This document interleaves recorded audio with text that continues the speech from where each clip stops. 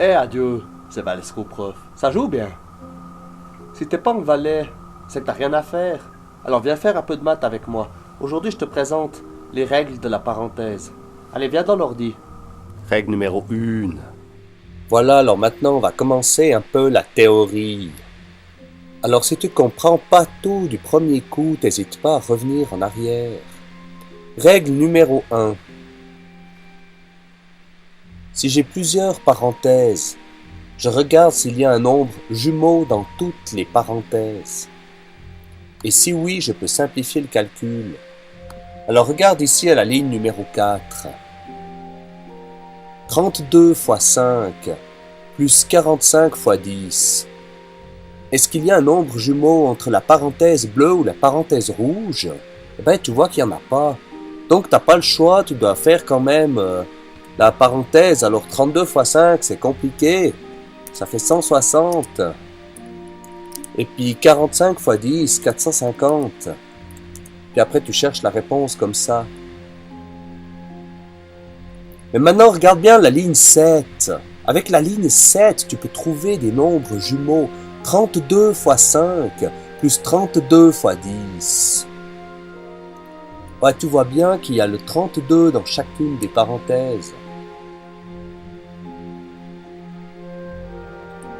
Alors, ça veut dire que tu peux grouper, si là, tu as 5 fois le 32, et là, il y a 10 fois le 32, alors ça fait 5 plus 10. Et donc, 15. On a donc 32 fois 15. Et là, tu cherches la réponse, c'est plus facile. T'as compris un peu comment? Règle numéro 2.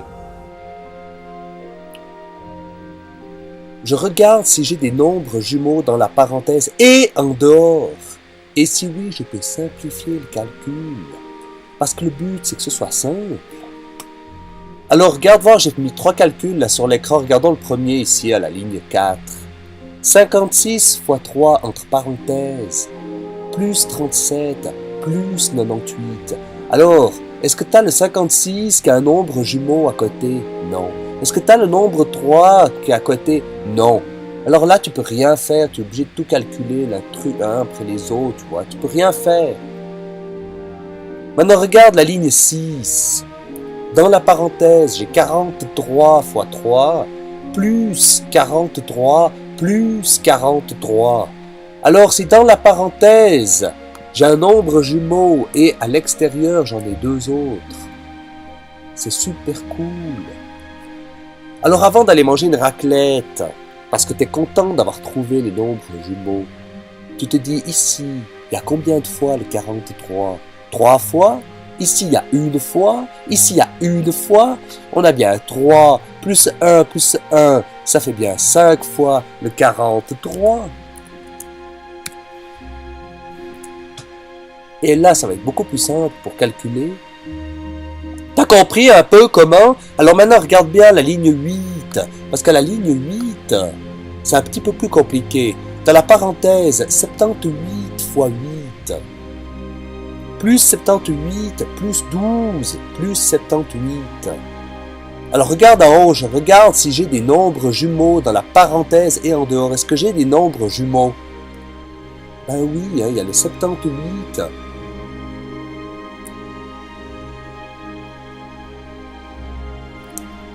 Alors là, il y a le 12, mais il n'est pas un nombre jumeau, alors pour l'instant, on s'en fiche.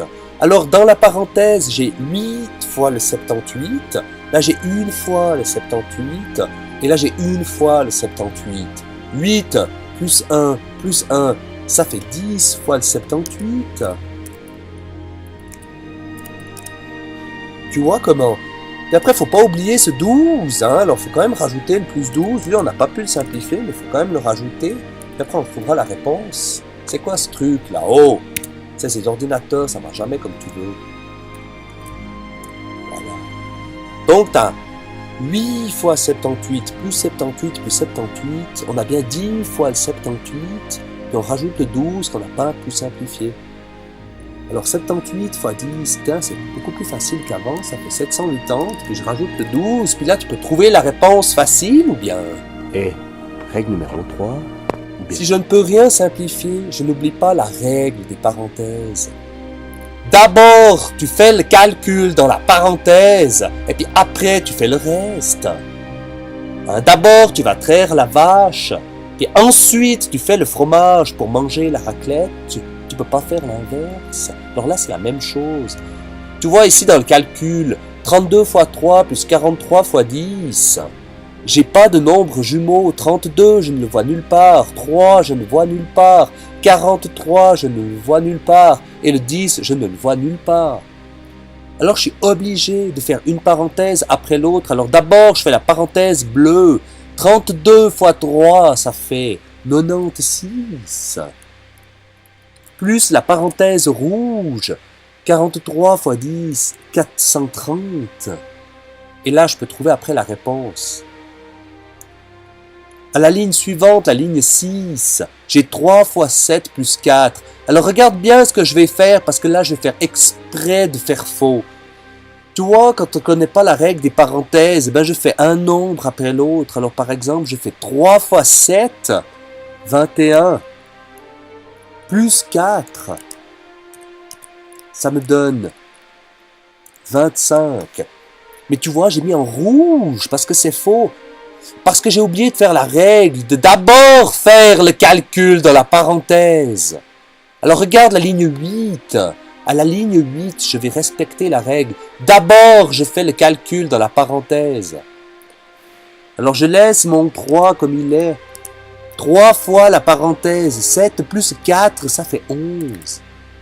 Et 3 fois 11, ça fait 33. Et tu vois que ça fait pas la même réponse. Mais c'est bien la réponse 8 qui est juste. Alors, si tu as tout compris, les 3 points, commence à t'entraîner à faire des petits exercices. Et si t'as pas compris, n'hésite pas à revenir en arrière. Allez, salut! The wonderful thing about Tiggers, it's Tigger, they're wonderful things. Their tops are made out of rubber, their bottoms are made out of springs.